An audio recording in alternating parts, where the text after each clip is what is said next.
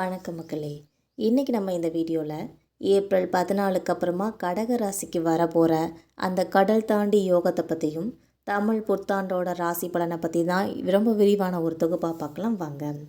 பிறக்க போகிற தமிழ் புத்தாண்டு கடக ராசிக்கு எப்படி இருக்குன்னு தான் இந்த வீடியோவில் ரொம்ப தெளிவாக பார்க்கலாம். மங்களகரமான இந்த தமிழ் புத்தாண்டு ஒரு பராப வருடம்னே சொல்லலாம். ஜோதிட கணக்குகளின்படி பார்த்தோம்னா 14/4/2026 அன்னைக்கு காலையில் 8:26 மணிலேருந்து சூரியன் மீனம் ராசியில் இருந்து மேசம் ராசிக்கு 8:42க்கு மாறுறாங்க. இந்த நேரம் தான் சித்திரை மாத பிறப்புன்னு சொல்லி கணிச்சிருக்காங்க.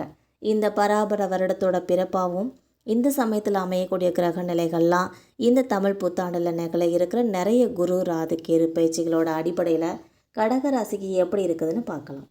கடகம் உழைப்புக்கு ஏற்ப உயர்வுகள் வரக்கூடிய வருஷம்னே சொல்லலாம். அலுவலகத்தில் பதவி உயர்வு, ஊதிய உயர்வுகளில் இருந்த தடைகளெல்லாம் இப்போ நீங்கி போகும். சிலருக்கு புதிய பணி கிடைக்கிற வாய்ப்புகளும் இருக்குது. ஆனால் ஆதாயமும் அதனால் பெருகும்னே சொல்லலாம். அதே சமயம் வீண் சலிப்பு, புலம்பல்களை தவிர்க்கிறது, யாரையும் உதாசீனப்படுத்தாமல் இருக்கிறது ரொம்பவே நல்லதுன்னு கூட சொல்லலாம். வீட்டில் விசேஷங்கள் அடுத்தடுத்து வர தொடங்கும். வாழ்க்கை துணையோட ஒரு நல்ல அந்யோன்யம் அதிகரிக்கும். சில பெரிய மனிதர்களோட நட்பும் கிடைக்கும். அதனால் ஆதாயமும் உண்டாகும். வீடு மனை வாகனம் வாங்குகிற முயற்சிகள்லாம் இப்போ பிரதிபலிக்கும். பிறமொழி மனிதர்கள்கிட்ட ரொம்ப எச்சரிக்கையாக பழகுங்கன்னு சொல்கிறாங்க.